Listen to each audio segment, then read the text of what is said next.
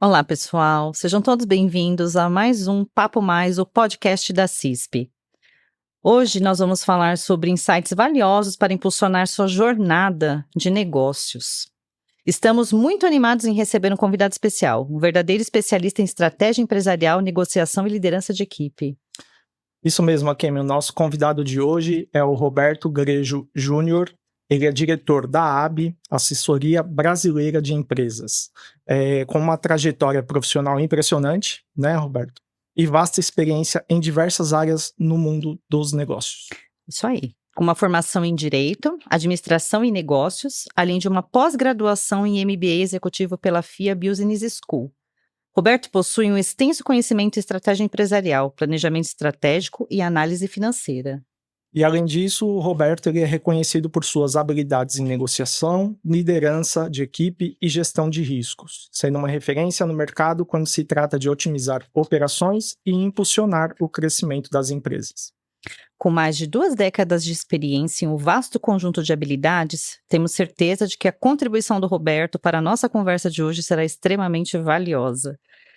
Vamos dar as boas-vindas e começar a nossa discussão sobre como as empresas podem se preparar para um 2024 de sucesso. Seja muito bem-vindo, Roberto, a palavra é sua. Bem-vindo, Roberto. Olá, Thiago. Olá, Kenny, tudo bem? Bom, gostei primeiro das 2 décadas, já são 3 décadas e meias, então ótimo. Então, desculpa, 3 décadas e meia. Vamos ficar nas 2 décadas apenas. 2024, eu estou prevendo que há um retomo, uma retornada da economia. Está diminuindo de forma gradativa a taxa de desemprego, ou seja, o consumidor final está começando a adquirir produtos e serviços de uma forma um pouco mais comedida, de uma forma um pouco mais inteligente, não está comprando em excesso, está adquirindo tudo aquilo para ele de uma forma mais pausada, ele está utilizando muito mais o seu recurso de uma forma inteligente. Isso eu vejo com bons olhos. Eu sempre comento em todas as minhas apresentações, ou quando bato papo com amigos e clientes, que é uma roda, a produção nossa. A indústria produz, vende para um atacado, que vende ou para o supermercado final ou para o consumidor final, e esse paga o lojista, e esse lojista volta a pagar o atacadista, que volta a pagar a indústria. O que aconteceu até então? Vamos pegar pós-pandemia. Esse elo foi quebrado, porque as pessoas, primeiro, perderam os empregos. Uhum. Então, houve uma queda acentuada na taxa de pessoas empregadas no país. Além disso, o consumo caiu. Por mais que você ficou em casa e você começou a consumir via aplicativo, isso e aquilo, você deixou de consumir mais serviços, vamos colocar assim. O pessoal não ia mais em bares, em restaurantes, começaram a consumir em casa. E nisso mudou a sua cultura. Então, hoje, 2024, eu prevejo que há um aumento exponencial da aquisição de produtos e serviços, porém de uma forma mais comedida.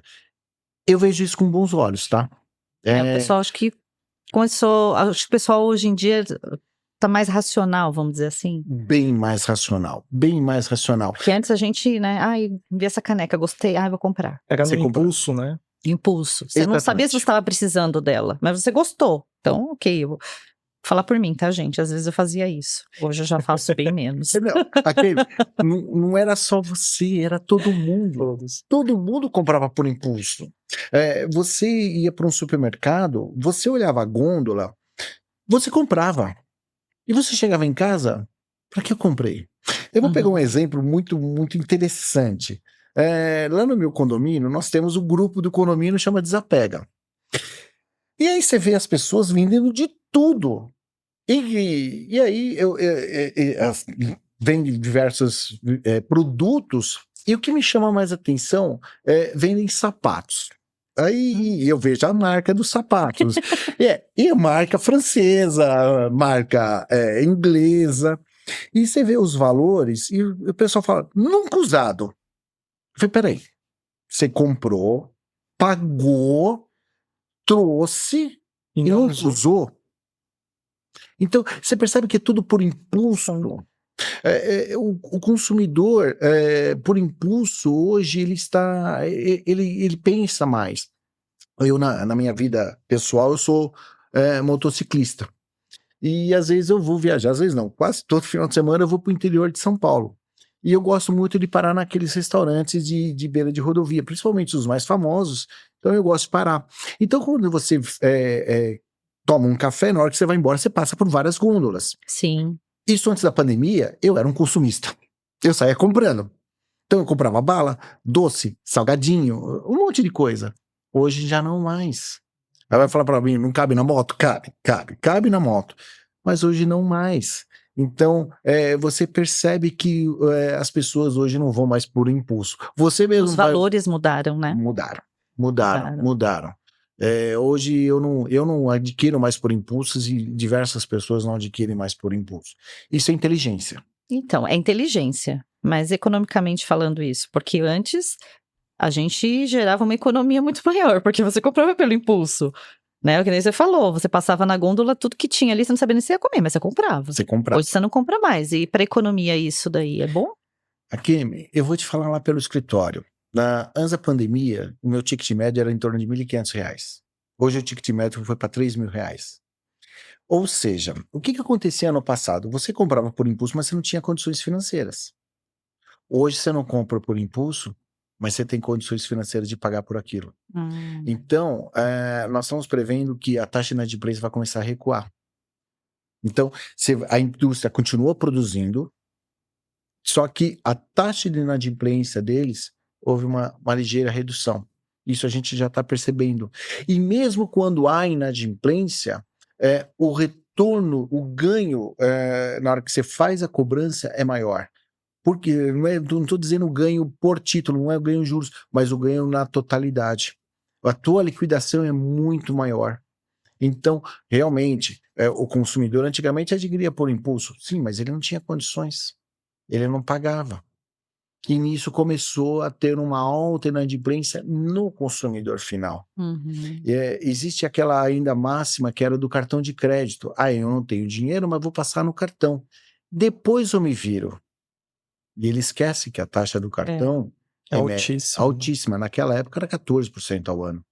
Não e a pessoa acha que um mês que vem eu consigo dar um jeito e eu vou pagar aquilo que eu parcelei. Mas às vezes nem sempre isso vai acontecer, porque no decorrer do caminho acontecem outros imprevistos, né? Com certeza.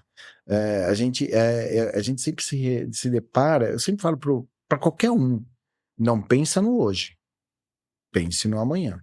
No decorrer do nosso diálogo, eu vou dizer alguma coisa para vocês que isso aconteceu na nossa vida profissional, na minha vida pessoal e na vida profissional. Então, quer dizer, se preocupe com o dia de amanhã. E que o devedor se preocupando, ou o consumidor se preocupando com o dia de amanhã, o consumo não cai. O consumo não sai. Perfeita colocação. Roberto, você falou sobre a queda da inadimplência. Isso já é previsto agora para o primeiro semestre? Começa a entrar no primeiro semestre. Tiago, o que eu estou vendo aí no mercado, as pessoas estão dizendo que no segundo semestre pode dar uma disparada no dólar. Tá? Eu venho acompanhando. Hoje, inclusive, o dólar deu uma ligeira queda, o euro também deu uma ligeira queda.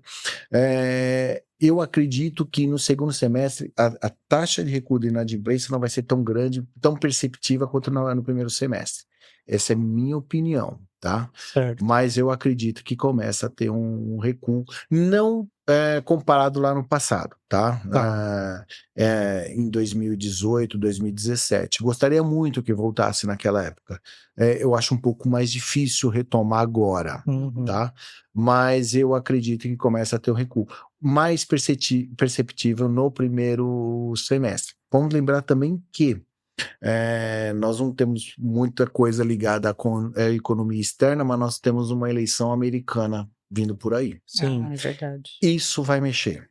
Outra coisa, nós temos algumas guerras aí espalhadas pelo mundo. Isso também mexe com do Economia. jeito que as pessoas fazem as negociações, tá? Uhum. Então, existem alguns parâmetros. Eu falo para as pessoas, não se limita somente no seu lugar.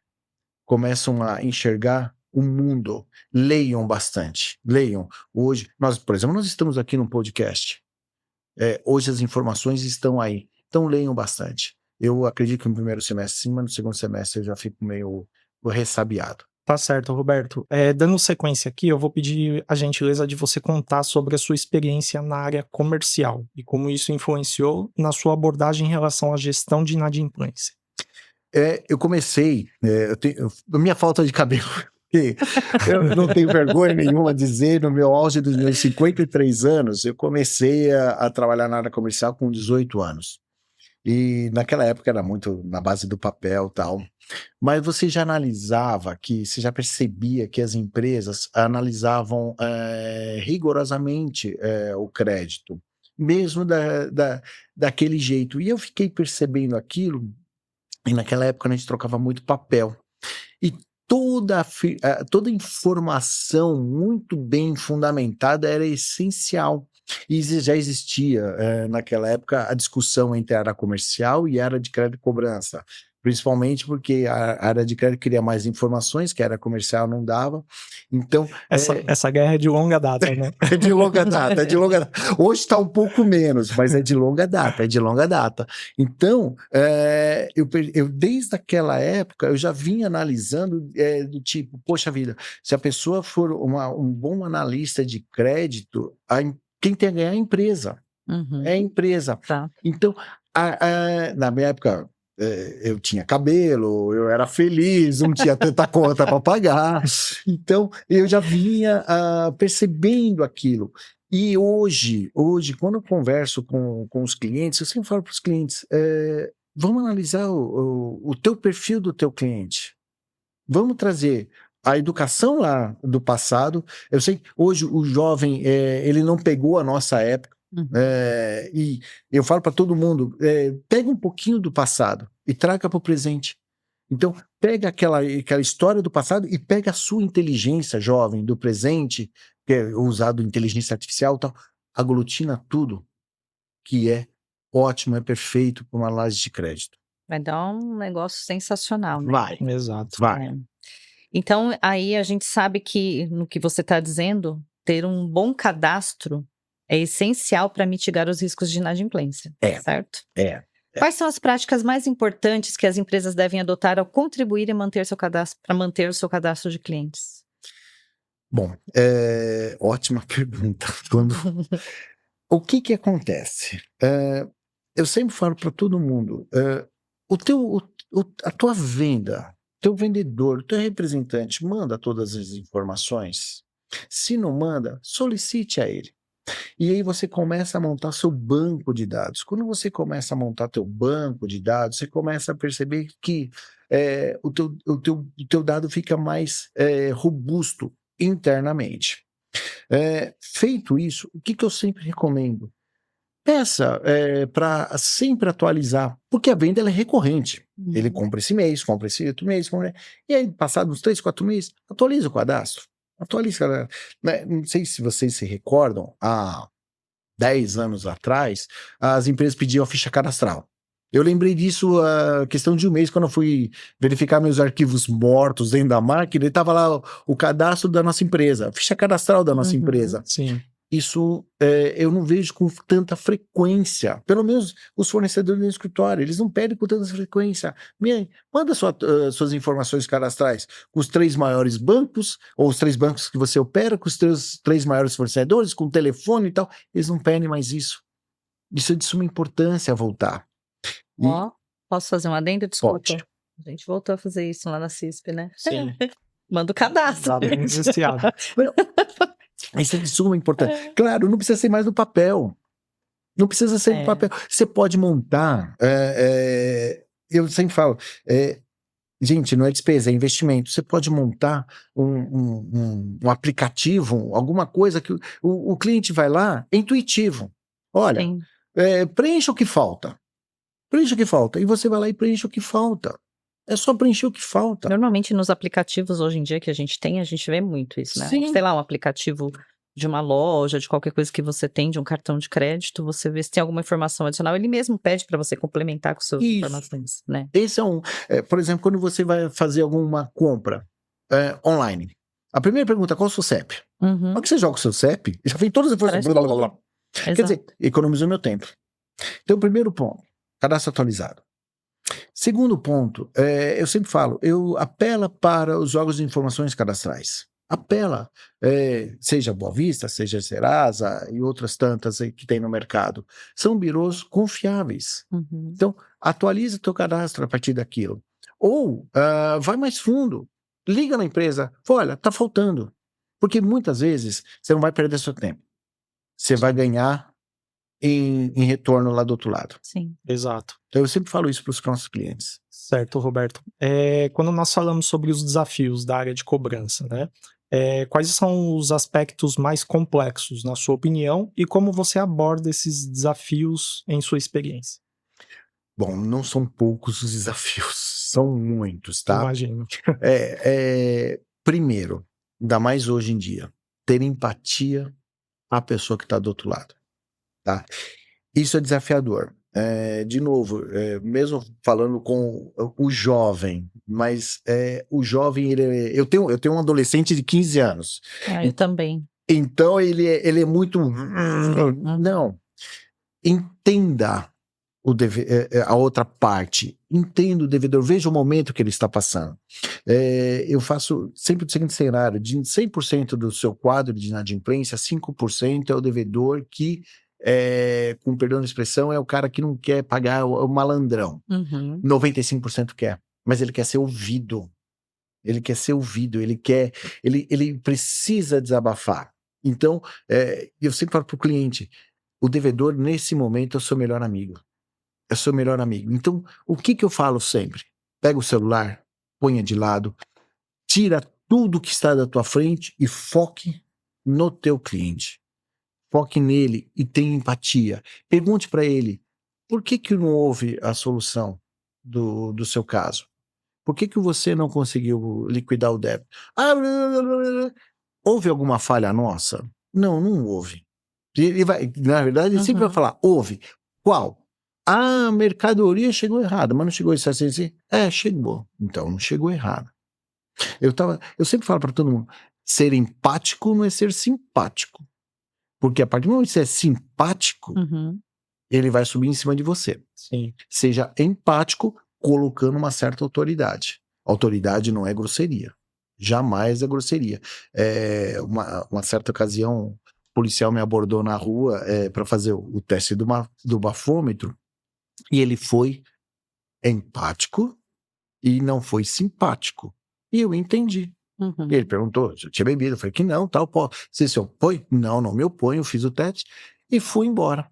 Um amigo meu que estava comigo falou assim, nossa, que cara grosso. Eu falei, aonde ele foi grosso? Porque ele está com a farda, porque ele é policial, ele está cumprindo o dever dele.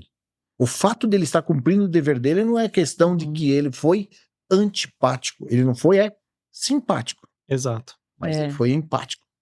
Então, quer dizer, você não precisa ser caloroso, não precisa ser muito latino, porque nós latinos somos calorosos. Você não precisa ser muito latino. Você pode ser um pouquinho americano, um pouquinho europeu, mas você não precisa ser tão latino. E mostrar para ele, olha, foi feito. Houve começo, meio, faltou o fim, que é você pagar. Tá certo. Perfeito, perfeita colocação. E aí a gente está falando dos jovens, né?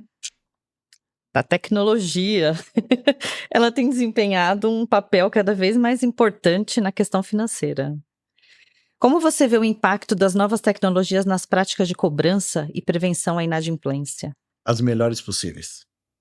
As melhores possíveis. Bom, eu fui apresentado à inteligência artificial. Comecei pelo ChatGPT. Joguei umas informações, ele me trouxe outras. Eu falei, não, isso não é legal. Isso não é bacana. Não tá ornando. Falei, esse cara é mais inteligente que eu, Mas eu vejo a juventude tem tudo para entrar com isso. E aí nós nos tornamos aprendizes deles. Tá? Então, eu sou favorável 100% a usar toda a tecnologia nova. Por exemplo, hoje tá em auge o chatbot. Nós temos inclusive 2 ferramentas de chatbot. O investimento não é baixo, o investimento é alto, mas o retorno é super satisfatório. Nós investimos hoje na inteligência artificial. Todas as empresas devem investir na inteligência artificial. Não deve ficar fora desse mercado.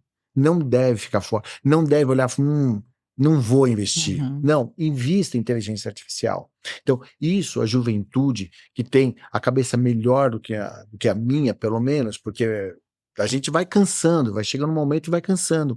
A juventude não, o jovem não. O jovem tem... outro dia eu estava conversando com um amigo meu, o jovem pode errar. Ele tem tempo para errar, nós não temos mais tempo para errar. Ele pode errar e raramente ele errará. Então ele pode vir com toda a inteligência que existe hoje para aplicar na análise de crédito, na análise de cobrança. Aplicar como? Analisar o mercado que ele atua, analisar como se comporta o cliente dele na região norte, nordeste, sul, sudeste, centro-oeste do país. Qual é a melhor época de fazer a abordagem a ele? Qual o melhor horário de fazer a abordagem a ele? Eu estava conversando há pouco tempo atrás, trocando ideia com uma pessoa que eu conheci, e nós estávamos conversando justamente sobre isso. Você tem um mercado, vamos pegar assim, um profissional liberal da área de saúde. O profissional liberal da área de saúde, ele vai te atender no momento que ele quer, porque ele está em atendimento. Diferentemente de um profissional, vamos pegar assim, do salão de beleza. Não adianta você entrar em contato com ele na segunda-feira, que segunda-feira geralmente é o dia de descanso dele, está fechado. Uhum. Ou na sexta-feira, depois das 3 horas da tarde. Tô errado, Kimi? Não. É a hora que todo... Sextou. Sextou. As mulheres vão ficar mais belas do que já são e estão lá dentro do salão. Você acha mesmo que o dono do salão vai parar para te atender? Imagina. Imagina. Nem eu querendo o horário, né? Porque ele não tem nem horário para me encaixar, então ele não vai me atender, né? Então, isso jovem tem que trazer para dentro das empresas e trazer inteligência artificial. E, gente, antigamente a inteligência artificial era um Jaguar.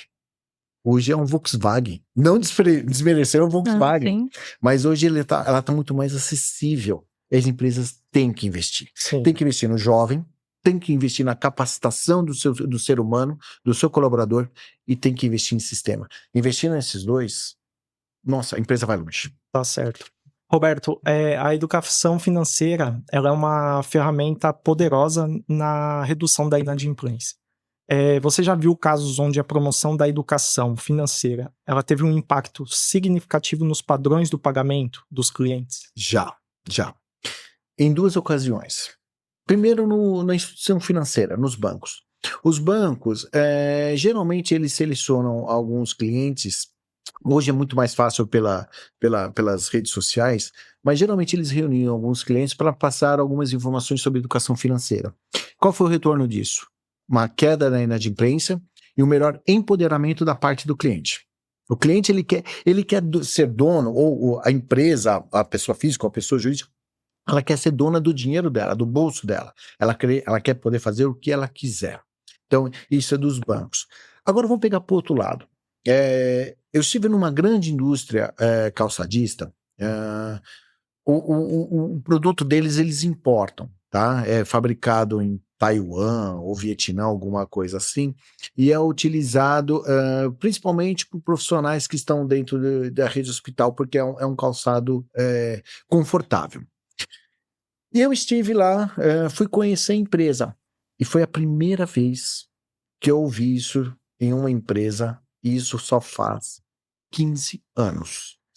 A pessoa lá do financeiro, ela falou para mim: Roberto, a nossa taxa de inadimplência, ela é baixa. Por quê? Quando a empresa compra, eu vou até a empresa, até a loja, dependendo do volume, obviamente, que ela comprou, e se ela começa a se complicar, eu vou dar educação financeira a ela. Eu falei: opa, peraí, Oi? como assim? Pois é, foi o que eu fiz. Oi? Ela falou: pois é. Eu entro, eu peço para ele abrir tudo, ele me abre e eu começo a corrigir a educação financeira dele, claro, visando ele me pagar. Mas eu não deixo ele comprar nada além do que aquilo que ele não possa. E de 10 cases que ela me contou, 6 ela teve sucesso. Caramba. É, Bacana, hein? ou seja, educação financeira é essencial. De primeira mão, se vocês me permitem, eu já estou elaborando uma cartilha. Eu falo cartilha porque é da minha época Sim, de grupo escolar. é uma cartilha. Era uma cartilha. Que nós vamos, depois lá para frente, eu vou comentar com vocês, nós vamos enviar a todos os devedores que liquidaram os seus débitos. É uma cartilha educacional Que bacana. financeira. Se ele vai adotar ou não, são outros 500. Mas tá ali. A minha A parte eu tô receita fazendo. tá. A minha parte eu tô Nossa, fazendo. interessante. Eu falo para todo mundo, aumento de inadimplência não é melhor a recuperação de crédito, não. Aumento da inadimplência é preocupação para todo mundo. Sim, A inadimplência é menor, a recuperação é muito maior. Tá certo. é. E aí, tem uma pergunta aqui bem, que eu acho que pega um gancho aí nisso que você falou a respeito dessa pessoa, que manter a confiança do cliente é essencial para lidar com a inadimplência, né? Como que você equilibra a necessidade de cobrança com o cuidado de manter um relacionamento positivo com os clientes? Aqui, quando você está perto do teu cliente e o teu cliente sente segurança em você, ele volta a querer comprar mais. Não só pelo seu produto, óbvio. Seu produto é a porta de entrada, Uhum. mas porque ele sabe que ele tem um suporte atrás. Ele tem você atrás. Ele tem você que vai dar todo o suporte a ele. Então, você percebe que é uma cadeia. Então, ele se sente muito mais seguro, muito mais prestigiado, Tem que ser mais humanizado, né, Roberto? mais humanizado.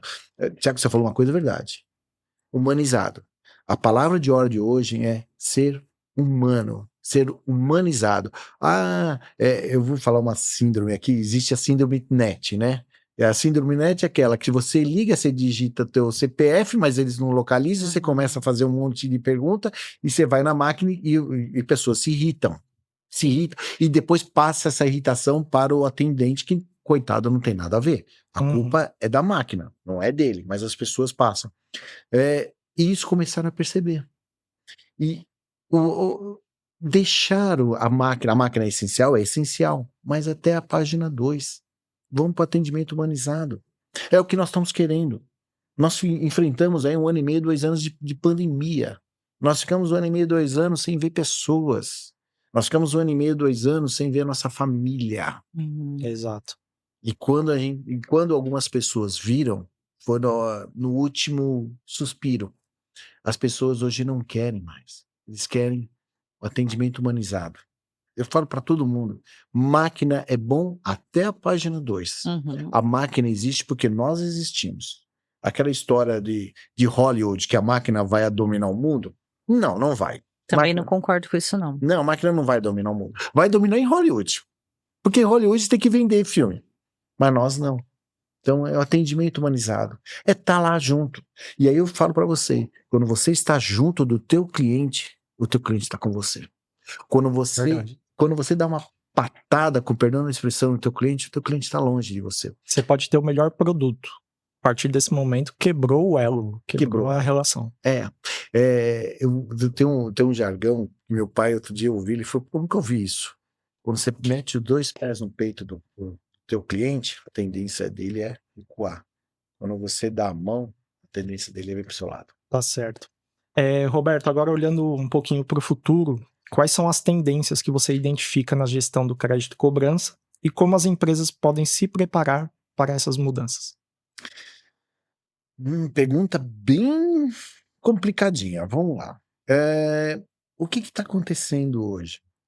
Eu vejo que as empresas estão começando a olhar muito mais seletiva para o crédito e cobrança. Tanto que, como eu lhe disse no comecinho da nossa entrevista, antigamente meu ticket médio era 1.500, hoje meu ticket médio era 3.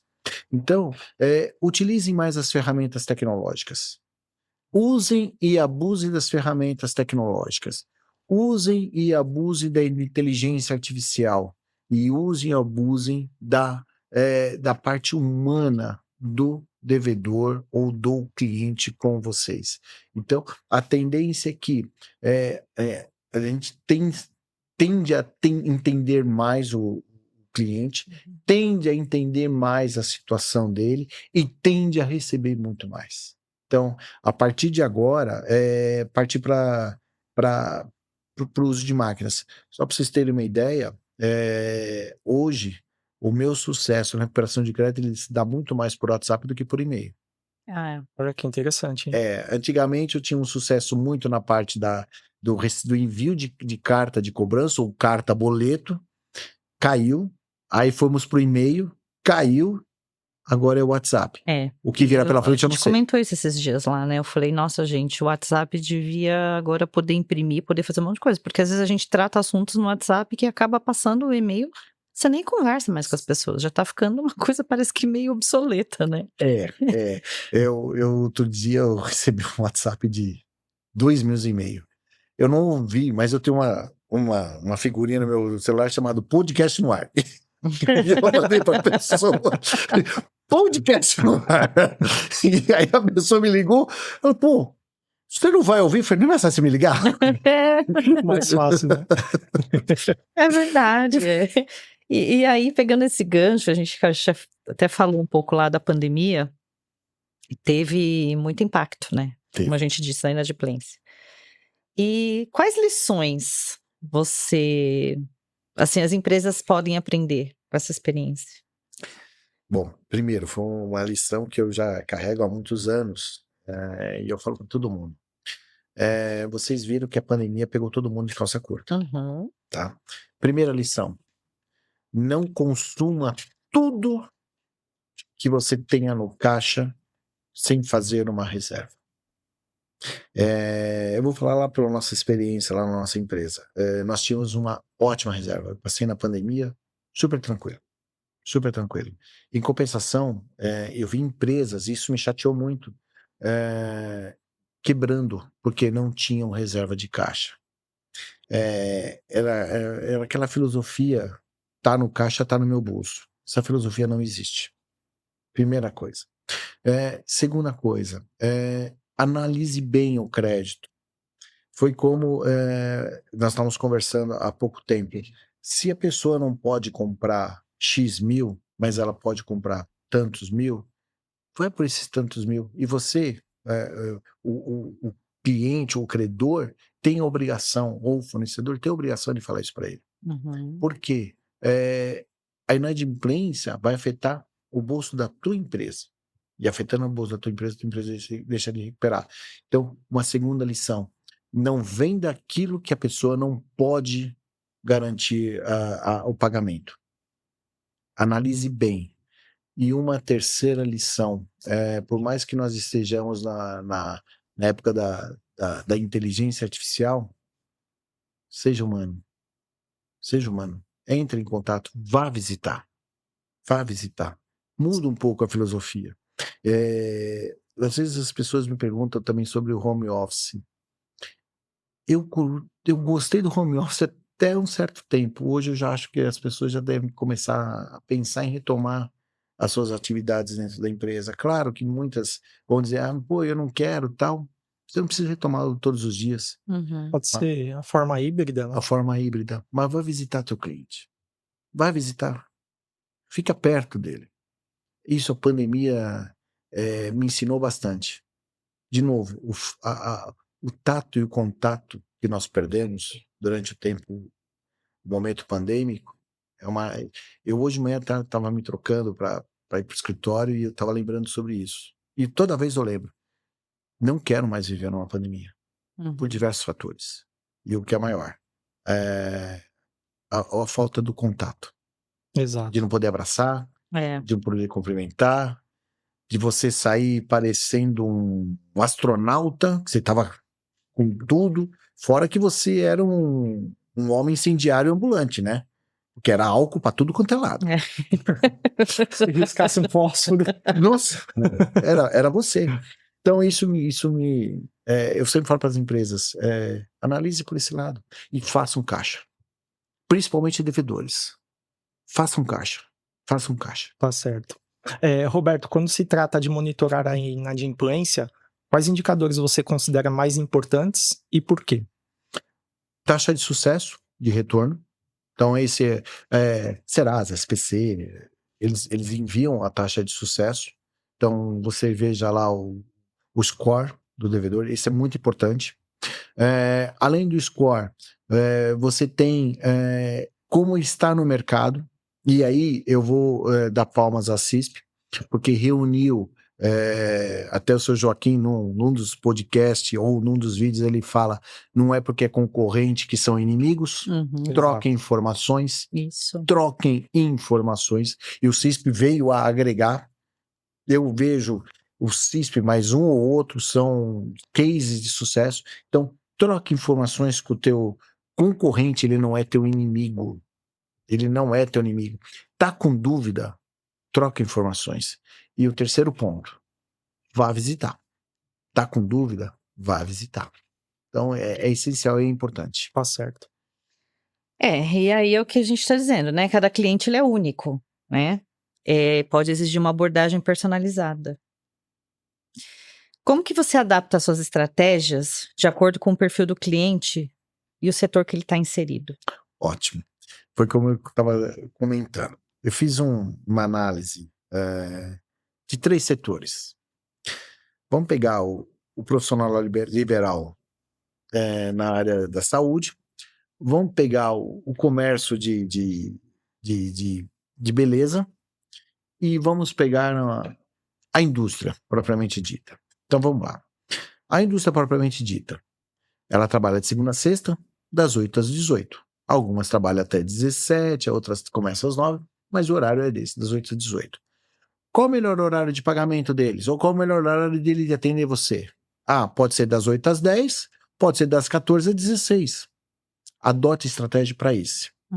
E esse grupo de empresas você joga na inteligência artificial. De novo, eu puxando a inteligência artificial. Vamos falar sobre o teu salão de beleza. Teu salão de beleza não abre de segunda.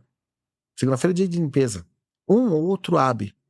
Então, na segunda-feira você pode até enviar alguma mensagem, mas não adianta. Ele vai começar a funcionar na terça. Terça é o dia inteiro, quarta é o dia inteiro, na quinta-feira na parte da manhã. Na parte da tarde ele já começa a ficar cheio, na sexta de manhã e na sexta da tarde não. Então você tem que usar essa estratégia. Joga lá para a tua inteligência artificial. E o profissional liberal, ligado à área de saúde, ele vai te atender de segunda a sexta, você não sabe o horário dele, mas vamos partir do pressuposto que é horário comercial. Porém, ele vai lhe procurar, você vai mandar mensagem e não tem aquela falsa expectativa de que ele vai te atender. Por quê? Porque ele deve estar em atendimento. Então, ele vai te procurar. Ele vai te procurar por onde? Por qual canal que ele vai te procurar? É o WhatsApp. Então, esteja disponível para ele. Então, esse é um terceiro bloco. E tem outros blocos também de negócio. Mas é só para fazer uma analogia. Então, você coloca esses 3 blocos dentro do teu sistema, você cria a sua estratégia. Você fez alguma coisa diferente? Não. Perfeito. Você só criou estratégia para o teu negócio. Tá certo, Roberto. Nós temos mais 2 últimas perguntas. Antes disso, pessoal, eu vou pedir para a nossa audiência seguir as nossas redes sociais. A CISP está no Instagram, no YouTube, LinkedIn, no Spotify, Google Podcasts. Vou pedir para vocês seguirem a gente lá, tem bastante material interessante. E comentem, curtem, compartilhem, estejam junto com a gente, tá bom? Eu vou finalizar aqui a minha pergunta falando sobre agências de recuperação de crédito. Qual que é o papel delas na gestão da inadimplência e como a AB ela atua nesse cenário? Toda empresa de recuperação de crédito tem que ser empático com o cliente, com o devedor. O devedor não é dela. O devedor é do cliente, é do credor. Ela tem que ser, primeiro, empática com a pessoa. Então, eu sempre adoto a seguinte política. Tenha pessoas sêniores. Um outro ponto, que no meu ponto de vista é o que dá certo, é a famosa meritocracia. Eu adoto a meritocracia dentro do escritório. O que é meritocracia? Se eu ganho, o meu profissional da cobrança ganha, o meu profissional comercial ganha e o meu cliente também ganha. É uma sinergia entre todos. Terceiro ponto, venha com investimentos em tecnologia. Se você não investir em tecnologia, você não vai para frente. Não vai para frente. Lá na BE, por exemplo, que você estava me perguntando, na BE eu investi até hoje no nosso novo software, que deve começar a rodar agora a partir de março, já foi R$1.700.000. Só no novo software, porque eu tive que fazer um software totalmente novo para o mercado de inteligência, voltando para a inteligência artificial e implantando mais algumas outras coisas, como, por exemplo, o ChatGPT, que eu também vou implantar o ChatGPT dentro do nosso sistema. Então, primeiro ponto, eu invisto nessa parte. Segundo, ter técnicas de abordagem. Não sair abordando de qualquer jeito. Não pode abordar de qualquer jeito. Por exemplo, nós somos advogados. Então, eu sou advogado, o patrono da empresa, que é meu pai, ele é advogado também. A minha irmã também está lá com a gente, é advogada, e nós temos um corpo jurídico. Mas o negociador, ele tem que falar em termos jurídicos onde nós passamos informações a eles. Então, falar com propriedade, de novo, sem agressão verbal, é essencial.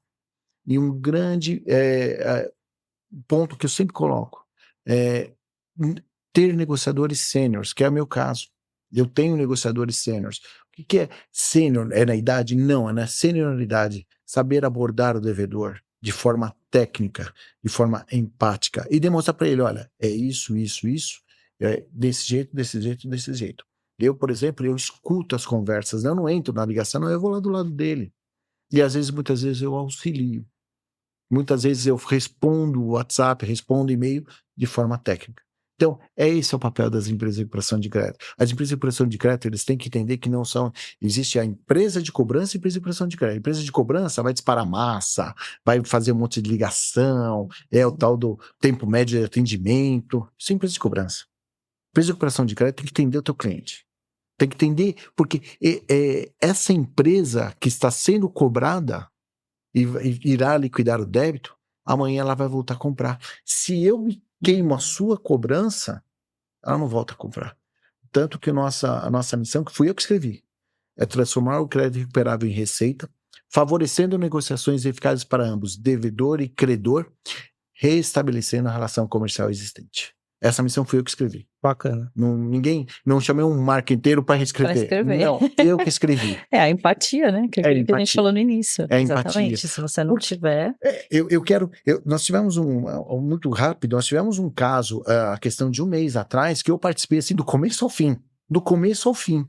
E quando esse devedor começou a firmar o acordo, eu falei para ele, eu mandei um e-mail, não mas eu pedi pro negociador só disparar o e-mail, olha, parabéns, você conseguiu, tal. Isso já me deu outra ideia. Quando o devedor hoje liquidar o débito, nós vamos mandar um parabéns para ele e vou mandar a cartilha. A cartilha está quase pronta. Faltam alguns detalhes. Esses detalhes que me... É que nem uma casa. É uma casa. Aos pouquinhos a gente vai construindo. Vai. E para finalizar, você falou um pouco sobre as suas perspectivas para 2024, onde você já enxerga um cenário de inadimplência bem menor, Sim. né?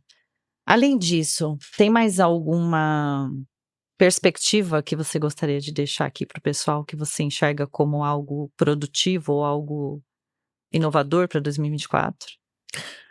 Inovador é a tal da inteligência artificial, tá? Invista. Tecnologia, né? Tecnologia. Um setor que eu não comentei, que está disparando, que quando eu estive ano passado na região de Maringá, ali na norte do Paraná, é o agro. O agro me surpreendeu. Nós estamos aqui na cidade de São Paulo, a gente não sabe o que é o agro lá fora. Eu mesmo andando minhas andanças aí pelo interior de São Paulo de moto, eu não vejo o que é o agro como eu vi lá. Então, o agro é uma área que vai decolar.